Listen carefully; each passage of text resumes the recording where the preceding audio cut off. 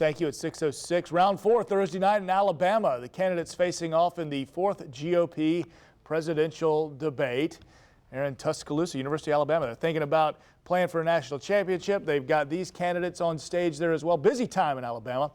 The field of candidates, though, on stage, not the full field. It was only the 4 who had qualified there as well, looking to get the nomination, trying to crack into Governor Ron DeSantis' lead, which is still trailing former President Donald Trump.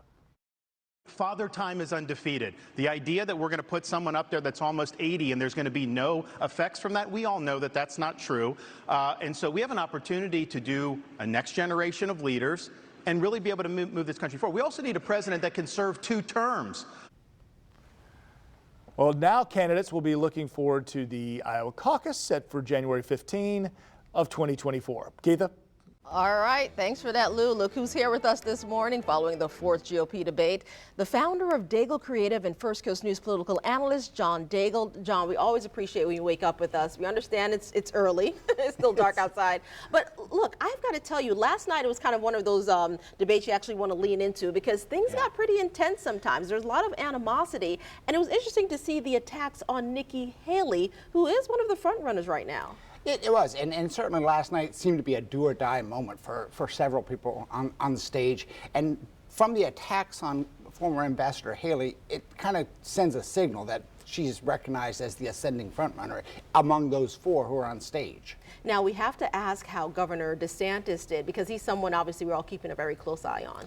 I thought that a lot of people could argue that Governor DeSantis had his best night, and on the policy discussions, he probably was the winner last night. He was clearly speaking to the Iowa Republican caucus voter, whereas Haley was probably speaking to more of a New Hampshire, South Carolina general election voter last night. So you could argue either one of them had the best night last night. We were just speaking behind the scenes, and you said something pretty interesting to me, that each of the candidates on the stage did what they came to do. Explain that if you can. Yeah, that's why I say it's hard to say who won last night. Haley, I think, positioned herself well as the front runner. She had that kind of a demeanor. Christie, who obviously is in the race primarily to attack former President Donald Trump, did well with that last night and made a strong case of why we shouldn't elect former President Trump. And then, for whatever purpose Ramaswamy is in the race, whether it's to sell books or to become a talk show host or whatever, he did well with that last night. He came loaded for bear and was insulting and attacking, and assuming he's not going to be the nominee, he probably did well for himself for whatever his next position is. But no clear winner that we saw from last night's debate. It depends on what you are. DeSantis, I think if his goal was to set him up well for Iowa caucus voters, I think he did well last night. The Iowa caucus, you do have to talk about that looking ahead, and you're gonna be back here. You're gonna stick around until about 6:30 or so. We're gonna talk with you again. We have to talk about someone who was not in the room once again, the front runner, Donald Trump. We have a lot to delve into right now, though. Let's toss things over to Lou.